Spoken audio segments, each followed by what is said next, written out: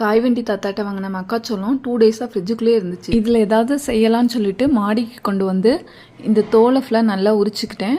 கொஞ்சம் ஸ்லோவாக உரிக்கணும், இல்லைனா அந்த தோகை வந்துட்டு தனியாக வந்துடும். இந்த மாதிரி உரிச்சு வச்சுக்கிட்டா தான் வந்துட்டு தீயில வாட்டுறதுக்கு நல்லா கரெக்டாக இருக்கும். இதுக்கு என்னோட பொங்கல் அடுப்பை ரீசெட் பண்ணி வச்சுக்கிட்டேன். இந்த கார்ன் வந்துட்டு எங்கள் ஏரியாவில் அடிக்கடி விற்று வரும்.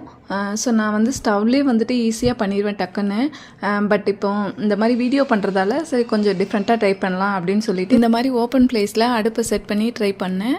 ஸோ இது கொஞ்சம் இன்ட்ரெஸ்டிங்காகவே இருந்துச்சு. இந்த மாதிரி வாட்டி எடுத்ததுக்கப்புறமேட்டி ஒரு லெமனை நான் வந்து பாதியாக கட் பண்ணி வச்சுக்கிறேன். இது கூட கொஞ்சமாக தனி மிளகா பொடி, உப்பு இதை சேர்த்து மிக்ஸ் பண்ணிவிட்டு இந்த லெமனை வந்து அதில் டிப் பண்ணி ஹீட் இருக்கும்போதே வந்துட்டு நல்லா தேய்ச்சி விட்டுட்டோன்னா ஹாட் அண்ட் ஸ்பைசியான சூப்பர் ஈவினிங் ஸ்நாக் ரெடி ஆயிரும். ஃப்ரிட்ஜில் வச்சு 2 டேஸ்க்கு அப்புறமேட்டி வாட்டி சாப்பிட்டதால கொஞ்சம் சாப்பிட்றதுக்கு ஹார்டாக இருந்தது. இதுவே ஃப்ரெஷ்ஷாக வாங்கின அன்னைக்கு செஞ்சுருந்தா ரொம்ப டேஸ்ட்டாக இருக்கும் சாப்பிட்றதுக்கு.